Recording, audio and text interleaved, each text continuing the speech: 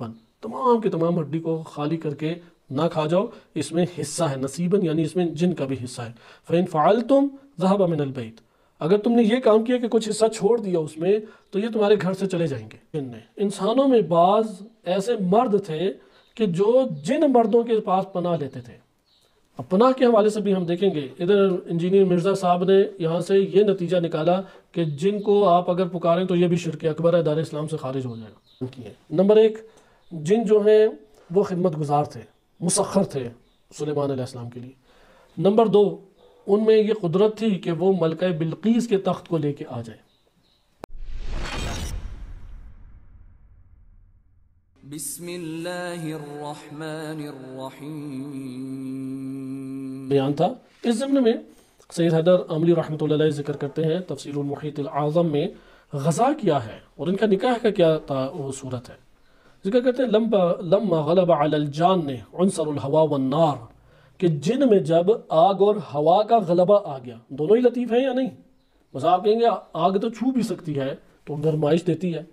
اور ہوا بھی اسی طرح لطیف ہے، دونوں لطیف ہیں، دو لطیف آپس میں مل کے لطافت کو پیدا کرتے ہیں۔ اس لیے ذکر کیا کہ ہوا اور آگ کے عناصر چونکہ جن میں پائے جاتے ہیں اور وہ غالب ہیں، اس لیے ان کی غذا وہ ہے کہ جو ہوا اٹھا کے لے کے آتی ہے۔ ان میں سے کہ جو آپ چیزیں پھینک دیتے ہیں، جیسے ہڈی پھینک دی، روایات اہل بیت علیہ السلام میں وارد ہوا ہے کہ پورے کے پورے گوشت کو، یعنی وہ کہتے ہیں نا کہ ہڈی سے پورا لباس گوشت اتار دیا آپ نے، پورا لباس گوشت نہ اتارے، کچھ حصہ رہنے دیں جس سے بدبو اٹھ سکے، وہ برتن کی طرح صاف شفاف نہ کرے، جیسے برتن دھو کے رکھتے ہیں تو ہڈی اس طرح دھو کے رکھتی ہے کہ وہ بلی دیکھ کے بھی واپس چلی جاتی ہے، اتنا اس نے صاف کیا ہوتا ہے۔ وہ کہتے ہیں اتنا صاف ستھرا نہ کریں، اس میں تھوڑے ذرات رہنے دیں تاکہ اس سے چیزیں اٹھیں اور ہوا پھر اٹھائے اسے لے جائے۔ وہ جو اٹھا کے لے کے جاتی ہے اس سے جنوں کی خوراک اللہ تعالیٰ نے قرار دی ہے، اور اللہ نے اسی میں ان کے لیے رزق رکھا ہے۔ اور فَإِنَّ نُشَاهِدُ جَوْهَرَ الْعَظْمِ وَمَا يَحْمِلُ مِنَ اللَّحْمِ لَا يَنْتَقِدُ مِنْهُ شَيْءٌ، کہ ہم اس لیے یہی وجہ ہے کہ ہڈی جو ہے نا وہ کاملاً نہیں ٹوٹتی، اب تو پیجا بھی نکال لیتے ہیں اس کا، کوئی چیز ہی نہیں چھوڑتے کہ جس سے کوئی چھوٹ سکے۔ تو یہ ذکر کرتے ہیں اس کے اندر جوہر ہوتا ہے ہڈی کا، جس کو جتنا توڑنا چاہیے نہیں ٹوٹتا۔ پھر اس کے ایسے اللہ تعالیٰ نے ہڈی کے اعضاء رکھے ہوئے ہیں کہ کہیں نہ کہیں گوشت آپ نکالنا چاہیے نہیں نکال پاتے۔ پھر انسان اوزار مختلف قسم کے لے آتا ہے، جیسے نیٹ کھولنے اور پیج کھولنے کے لیے طرح طرح کے اوزار ہیں، بالآخر وہ اس کو خالی کر کے ہی چھوڑتا ہے، ہڈی کو اریاں کر کے ہی چھوڑتا ہے۔ تو یہ کہتے ہیں کہ یہ صورت نہیں ہونی چاہیے، کیونکہ اس کے پیجے کے اندر، ہڈی کے اندر، اس کے ساتھ مختصر سا جو گوشت ہے اس سے پھر ہوا اٹھاتی ہے چیزوں کو۔ یقیناً اب وہ کیا خوراک ہے اس کی تفصیلات وارد نہیں ہوئی، اگر آپ کو کوئی بزرگ پیر بتا دیں تو سمجھ لیں کہ یہ ان کے اپنے قصبی نفس سے علم حاصل کیا ہوا ہے، کوئی آیات روایات سے علم نہیں ہے۔ روایات اہل بیت علیہ السلام نے اتنا ہی بیان کیا ہے کہ وہ اس سے ہڈی کو پورا کا پورا گوشت اتار کے نہ کھاؤ، پورا کا پورا گوشت اس سے نہ اتارو۔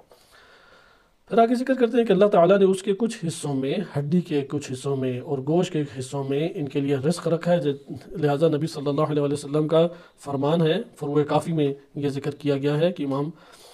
سجاد علیہ السلام کی روایت ہے، لا تنحقوا العظام فإن فيها للجن نصیبا، تمام کے تمام ہڈی کو خالی کر کے نہ کھا جاؤ، اس میں حصہ ہے، نصیباً یعنی اس میں جن کا بھی حصہ ہے۔ فإن فعلتم ذهب من البيت، اگر تم نے یہ کام کیا کہ کچھ حصہ چھوڑ دیا اس میں، تو یہ تمہارے گھر سے چلے جائیں گے۔ صحیح ہے، اگر آپ بھوکا رکھیں گے پھر تو چمٹیں گے انسان کو، کہیں گے تم نے ہمیں تنگ کیا تو ہم بھی تمہیں تنگ کریں۔ تو ذکر فَإِن فَعَلْتُمْ ذَهَبَ مِنَ الْبَيْتِ مَا هُوَ خَيْرٌ مِّن ذَلِكَ، وہ تمہارے گھر سے چلے جائیں گے کیونکہ انہوں نے تمہاری جانب سے خیر کو پایا۔ یہی روایت اہل سنت میں صحیح ترمذی میں وارد ہوئی ہے، اور اس میں ترمذی نے اپنی سنن میں سے نقل کیا ہے، وَلَا تَسْتَمْتَجُوا بِالرَّوْثِ وَلَا بِالْعِظَامِ فَإِنَّهُ زَادُ إِخْوَانِكُم مِّنَ الْجِنِّ، کہ تم ہڈیوں سے، مثلا وَلَا بِالْعِظَامِ، ہڈیوں سے استنجا نہ کرو، چونکہ استنجا کرتے ہیں تو پھر وہ آنتوں کی غلاظت جو ہوتی ہے وہ اس سے اٹھتی ہے، نہ کہ جو اس کے اندر گوشت اور اس ہڈی کے اندر اللہ تعالیٰ نے ایک ریح یا ہوا رکھی ہوئی تھی وہ اٹھتی ہے۔ لہٰذا انہوں نے فرمایا فَإِنَّهُ زَادُ إِخْوَانِكُم، تمہارے بھائی، یعنی روایت جو ترمذی میں، سنن ترمذی میں آئی ہے، جنوں کو بھائی کہا کریں، تمہارے زاد و اخوانکم، تمہارے بھائی من الجن، جنوں میں سے بعض بھائی ہوتے ہیں اور بعض انس میں سے ہوتے ہیں۔ انس اور جن کو قرآن نے اس لیے ساتھ ساتھ رکھا ہے، تقریباً 9 آیات میں انس اور جن اور انس کو کبھی پہلے انس کا تذکرہ کیا اور کبھی پہلے جن کا تذکرہ کیا ہے، کسی کو یہ اعتراض نہ ہو کہ ہر جگہ انس کو ہی پہلے لے آئے ہیں۔ صحیح ہے، بعض جگہوں پہ انس ہے اور بعض جگہوں پہ جن ہے۔ تو یہ ان کی چونکہ اس میں ان لوگوں کا زاد ہے، نفقہ ہے اس میں، اس لیے ہڈی کو پورا کا پورا تم نہ خالی کر دو۔ اسی طرح بخاری میں بھی ایک روایت موجود ہے، بس شیعہ سنی دونوں کتابوں میں آئے، انہا زاد اخوانکم من الجن۔ اسی طرح حدیث میں وارد ہوا ان اللہ جاعل لہم فیہا رزقا، اللہ نے ان ہڈیوں میں رزق رکھا ہے جنات کا۔ اور اہل مکاشفہ نے یہ بات بیان کی ہے کہ انہوں نے دیکھا جنوں کو کہ وہ ہڈی کی طرف آ رہے تھے، وَيَشُمُّونَهُ كَمَا تَشُمُّ السِّبَاعُ، جس طرح درندے نہیں ہڈی کو سونگتے، اس طرح سے انہوں نے مکاشفے میں دیکھا کہ جن سونگ رہے تھے، ثم یرجعون، پھر وہ پلٹ کے چلے گئے، وَأَخَذُوا رِزْقَهُمْ، اور اپنا رزق انہوں نے لے لیا، وَغَذَاؤُهُمْ فِي ذَلِكَ شم میں یا شم میں، یہ سونگنے میں ان کی غذا ہے۔ فسبحان اللطیف الخبیر، اللہ تعالیٰ لطیف خبیر ذات ہے۔ بس یہاں سے آپ نے ملاحظہ کیا کہ ان کی خوراک کا نظام بشر کی خوراک سے کچھ مختلف ہے۔ انسان جس طرح ہر جگہ گری پڑی ہوئی چیز اٹھا کے کھا سکتا ہے، ادھر کو کہہ سکتے ہیں پھر حلال حرام کے ضابطے جو انسانوں کے لیے وہ کیسے؟ اب اللہ نے ایک شے کو بعض چیزوں کو دیگر بعض کے لیے رزق کا ذریعہ بنایا ہے،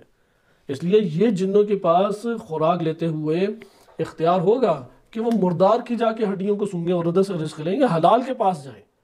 اور اس کے ضابطے ان کے علم میں لائے گئے ہوں گے۔ اسی طرح ان کا آپس میں گھلنا ملنا ہے کہ یہ نکاح کرتے ہیں، نکاح کے وقت وہی چیزیں ہیں، اور جو دھواں ہے وہ ایک اپنے طور پہ ادھر جو بیان کیا مثل ما تبصر الدخان الخارج من الطون او من قرب الفخار، جیسے بخاریوں سے دھواں نہیں اٹھتا، اس طریقے سے دھوئیں کی ایک صورت ان کے سامنے ہے کہ وہ اٹھتی ہے، یا وہ تشکل بنتا ہے، یا نکاح کے لیے امور کو وہ انجام دیتے ہیں، تو اس سے مشابہ کوئی امور بنتے ہیں۔ يدخل بعضه في بعض ويلتذ كل واحد من الشخصين بذلك التداخل، مردوں میں نکاح کے بعد جو قربت، جنسی قربت اختیار ہوتی ہے، وہ مرد اور زن کا آپس میں ملاپ ہے، جسمانی ملاپ ہے۔ سوال یہ پیدا ہوتا ہے کہ جنوں کا ملاپ کیسے ہوگا؟ تو جنوں کا ملاپ کے بارے میں وہ اس طرح بیان کرتے ہیں کہ جس طرح سے دھوئیں اٹھتے ہیں اور ایک دوسرے میں ضم ہو جاتے ہیں، اسی طریقے سے جنوں کا آپس میں مذکر اور مونس کا اختلاط اسی طرح ہوتا ہے کہ وہ چونکہ لطیف ہے، ریح ہے، ہوا کی مانند ہے، اس لیے ان کا ہوائی صورت میں ایک دوسرے سے اختلاط وہ جنسی اختلاط کا باعث بنتا ہے، اور جس طریقے سے پودوں میں ایک ذرات کا آپس میں تبادلہ ہوا کے ذریعے سے ہوتا ہے، اسی طرح ہوائی جسم کی موجودات پر ان کا تبادلہ ہوتا ہے، اور اس طرح ان کی نسل آگے بڑھتی ہے۔ اس کے بعد قبائل کی بات آئی کہ قبائل، جس طرح بنی آدم میں بہت سارے قبائل ہیں، ان کے بھی عشائر اور قبائل ہیں۔ قبائل کے ماتحت عشائر ہوتے ہیں، عشیرہ یعنی کئی بڑے بڑے خاندان سے مل کے ایک بڑا قبیلہ بنتا ہے، تو یہ جو بڑے خاندان ہیں اسے کہتے ہیں عشائر۔ ذکر کیا گیا ہے کہ ان کے 12 قبائل ہیں، یہ جو 12 اصول ہیں، ان 12 قبائل سے ساری کی ساری نسل چلی ہوئی ہے۔ اور ثم يتفرعون الى افغاز وتقع بينهم حروب عظیمہ، پھر اس کی ضمنی شاخیں ہیں اور ان میں شدید جنگیں آپس میں، شدید ترین آپس میں ان کی جنگیں ہیں، اور ان کے اندر شیطنت اس حوالے سے اور ایک آگ کا انتقام اور جنگ اور فتنے بقیہ کی نسبت پائے جاتے ہیں زیادہ، یعنی بشر میں بھی بہت فتنے ہیں، بس جان میں صالح بھی ہیں اور شریر بھی ہیں۔ اسی ضمن میں تشکل عالم روحانی اور نشأت عالم جان ہے کہ اس کو انشاءاللہ تعالی ہم بعد میں ملاحظہ کریں گے۔ تھوڑا سا استفادہ تفسیر المیزان علامہ طباطبائی سے کرتے ہیں کہ انہوں نے سورۃ الجن کی جب تفسیر بیان کی، سورۃ الجن کا ہم ترجمہ پڑھیں گے، پوری تفسیر دقیق طور پہ نہیں پڑھیں گے، اس سے صفات کو بس اٹھائیں گے، کیونکہ سورۃ الجن کا آدھا حصہ جن سے مربوط ہے اور آدھا حصہ دیگر ہدایت کے امور و معارف کے اوپر مشتمل ہے۔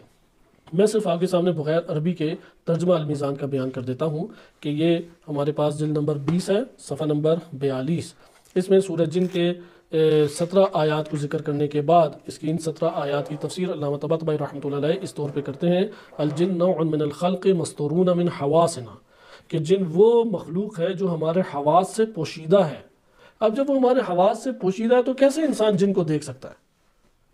ادھر سے کہتا ہے نا میں نے جن کو دیکھا، اس نے کہا کیا تم نے جن کو دیکھا؟ ہاں، اگر شکل اختیار کر لے تو آپ کو نظر آئے گی تو سب کو نظر آئے گی۔ وہ جو ذکر کیا گیا ہے کہ بعض کو اللہ تعالیٰ دکھاتا ہے وہ اہل مکاشفہ ہیں، وہ عرفاء ہیں کہ جن کو حقائق اللہ تعالیٰ کائنات کے دکھاتا ہے خواب میں یا عالم مثال میں، لیکن یہ ہمیں جو چلتے پھرتے صورتوں میں نظر آتا ہے، اگر وہ دکھائی دینے والا کوئی صورت اختیار کرے سب کو دکھائی دے گا، کہ ابھی اس کی آپ کے سامنے اس پہلو کی تشریح قدرے آ جائے گی۔ ذکر کرتے ہیں کہ قرآن کریم اس کے وجود کی تصدیق کرتا ہے، یصدق القرآن الکریم بوجودہم، لہٰذا جن لوگوں نے وجود جن کا انکار کیا قرآن آیات کا نعوذ باللہ انکار کرتے ہیں، قرآن واضح طور پہ ان کی تصدیق کرتا ہے۔ اور ان کا ذکر کرتا ہے کہ یہ نوع مخلوق میں سے اور انسان کی نوع سے پہلے تھے، انسان بعد میں خلق ہوا، جن پہلے خلق ہوا۔ وَأَنَّهُمْ مَخْلُوقُونَ مِنَ النَّارِ، اور یہ آگ سے مخلوق خلق ہوئی ہے جیسا کہ انسان تراب سے خلق ہوا ہے۔ وَالْجَانَ خَلَقْنَاهُ مِن قَبْلُ مِن نَارِ السَّمُومِ، سورۃ الحجر آیت نمبر 27 پہلے بھی آپ نے پڑھی کہ اللہ تعالیٰ نے جان کو خلق کیا ہے انسان سے پہلے سموم، آگے سموم سے۔ پھر ذکر کرتے ہیں انہم یعیشون و یموتون، یہ بھی زندگی بسر کرتے ہیں، انہیں بھی موت آتی ہے۔ ویبعثون، اور انہیں بھی محشور کیا جائے گا کل انسان۔ یہ سورۃ الجن میں خصوصی ان کے جو فاسد نظریات جنوں کے ذکر کیے، وہ مومن طبقہ ایک گروہ تھا مومن، وہ جب نبی صلی اللہ علیہ وسلم کی زبانی قرآن سنا تو مومن ہو گیا۔ انشاءاللہ اب اگلے درس میں اسے ملاحظہ کریں گے۔ جب وہ مومن ہو گیا تو انہوں نے اپنے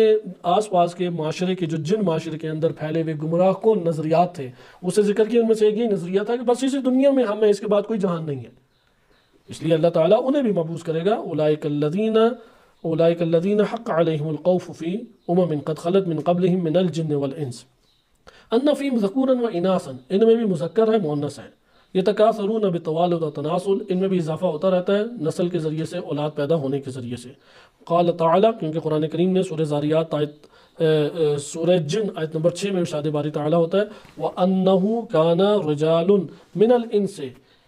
يَعُوذُونَ بِرِجَالٍ مِنَ الْجِنِّ، انسانوں میں بعض ایسے مرد تھے کہ جو جن مردوں کے پاس پناہ لیتے تھے۔ اب پناہ کے حوالے سے بھی ہم دیکھیں گے، ادھر انجینئر مرزا صاحب نے یہاں سے یہ نتیجہ نکالا کہ جن کو آپ اگر پکاریں تو یہ بھی شرک اکبر ہے، دار اسلام سے خارج ہو جائے گا، یہ شرک ہے۔ حالانکہ اس آیت میں کوئی ایسی بات نہیں ہے، ادھر تو یہ بات ہے کہ انسانوں میں مرد ہیں وہ کس کی پناہ لے لیتے ہیں؟ جنوں میں جو مرد ہیں مذکر ہیں ان کی پناہ میں آ جاتے ہیں، صحیح ہے۔ اب یہاں پہ جو ہمارے پیش نظر ہے وہ ہے کلمہ رجال۔ کلمہ رجال مرد کے لیے بولا جاتا ہے، پس اس کا مطلب ہے ان میں بھی مرد اور مؤنث ہیں، ان میں شعور بھی ہے، ارادہ بھی ہے، بڑی قدرت رکھتے ہیں، بہت تیز حرکات کو انجام دینے، انتہائی مشقت والے کلمات کو انجام دے دیں۔ ہم انشاءاللہ سلیمان علیہ السلام کے قصص میں سے بعض کو ملاحظہ کریں گے جو قرآن نے جناب سلیمان علیہ السلام کے واقعے کے ضمن میں 3 اوصاف جنوں کے بیان کیے ہیں۔ نمبر 1، جن جو ہیں وہ خدمت گزار تھے، مسخر تھے سلیمان علیہ السلام کے لیے۔ نمبر 2، ان میں یہ قدرت تھی کہ وہ ملکہ بلقیس کے تخت کو لے کے آ جائیں۔ نمبر 3، عجیب و غریب دعووں کا شکار تھے کہ ہم علم غیب رکھتے ہیں، اور اس طرح کے وہ اپنے ایک تکبر میں شکار تھے۔ انشاءاللہ اسے ہم پڑھیں گے، اس کی طرف ان کا اشارہ ہے۔ انہم مکلفون کالانسان، انسان کی طرح انہیں بھی اللہ نے تکلیف دی ہے۔ یہ وہ جسے کہتے ہیں نا مادر پدر آزاد، یہ اس طرح آزاد نہیں چھوڑ دیے گئے، ان کے لیے بھی شریعت ہے، ان کے لیے بھی فقہ احکام ہے، ان کے لیے بھی تمام کے تمام اسی طرح ادارے ہیں، سمجھ لیں ان کے لیے بھی پولیس پکڑ لے گی۔ جیسے ہم میں سے ہر کوئی خنجر تو اگلے بندے کو مار سکتا ہے چلتے پھرتے، لیکن ڈرتا ہے، کوئی اس کے اپنے ضمیر میں کوئی خوف خدا ہوتا ہے اس کے وجود میں، کوئی بشر سے ڈرتا ہے، قانون سے کوئی ڈرتا ہے، اسی طرح ان میں بھی خوف اور یہ ساری چیزیں پائی جاتی ہیں۔ منہم مؤمنون، ان میں سے بعض ہیں کہ جو مومنین ہیں اور بعض ہیں کہ جو کافر ہیں، بعض صالح ہیں اور بعض طالح یعنی سرکش اور باغی ہیں۔ اور پھر قرآن کی چند آیات انہوں نے ذکر کی ہیں، نیچے آ جائیں، کہ ابلیس کا تعلق جن میں سے تھا اور وہ جن کی ذریت اور اسی کی قبیل میں سے ہے، یعنی جان کی اولاد میں سے جن تھا۔ اور اسی کے ضمن میں انہوں نے ذکر کیا ہے جنوں کے بارے میں کہ ان کے فساد کو ذکر کیا ہے اور بعض دیگر امور کو ذکر کیا کہ وہ انشاءاللہ تعالی ہم اب اگلے درس میں ملاحظہ کریں گے۔ خلقت کے عنوان سے آپ نے آج مختصر طور پہ بعض نکات کو ملاحظہ کیا، میں یہ چند نکات تیزی سے آپ کے سامنے بیان کر دیتا ہوں۔ جن جو ہے وہ روحیں ہیں کہ جو ہوا کے اندر ڈالی گئی ہیں، اس لیے ان کے جسم آگ اور ہوا سے تشکیل پائے ہیں۔ اچھا، نمبر 2، جنوں کے اندر ایک مشابہت ملائکہ سے وہ ان کا لطیف اور باریک ہونا ہے، اور ایک ان کی مشابہت ہے بشر کے ساتھ وہ ان کا نظام خاندانی چلنا اور مکلف ہونا ہے، کیونکہ فرشتے مکلف نہیں ہیں اللہ کی طرف سے، یعنی ان کا اختیار دے کے اللہ نے ذمہ داریاں اور تکلیف عائد نہیں کی، جنوں کو اختیار دے کے تکلیفیں اللہ تعالیٰ نے عائد کی ہے۔ خوراک کے بارے میں مختصر سا آپ نے پڑھا، ان کی زندگی کے بارے میں پڑھا، نکاح کے بارے میں آپ نے پڑھا۔ ایک اہم چیز جو ملائکہ سے ان کی جدا ہے، کیونکہ ملائکہ بھی مختلف صورتوں میں تمثل اختیار کرتے ہیں، یہ تشکل اختیار کرتے ہیں۔ اس کو علامہ طباطبائی رحمۃ اللہ علیہ نے اپنے المیزان میں بیان کیا ہے، اس کا بیان انشاءاللہ تعالیٰ کل آپ کی خدمت میں آئے گا بالفاظ دیگر۔ وہ یہ نقطہ ہے، اس کا نتیجہ بیان کر دوں، دلیل اور تفصیل انشاءاللہ کل آئے گی۔ فرشتے جب کوئی تصویر اختیار کریں تو انسان کی یہ آنکھ نہیں دیکھتی، بلکہ ان کے خیال میں اللہ تصرف کرتا ہے، یا وہ فرشتے کو اتنی قوت اللہ عطا کرتا ہے کہ وہ فرشتہ تصرف کرے اور اپنے آپ کو دکھلائے اس کے ذہن میں۔ لیکن جن جو ہے وہ جسمانی طور پہ خارج میں جسمانی طور پہ صورتیں اختیار کرتا ہے، جا کے چھوئیں تو نہیں ہوگا جسم، انسان کو جسم دکھائی دے رہا ہے، مختلف حیوانوں کی صورتیں اختیار کر لیتا ہے، چیزوں کی صورت اختیار کر سکتا ہے۔ وصلی اللہ علیہ سیدنا محمد وآلہ طاہرین۔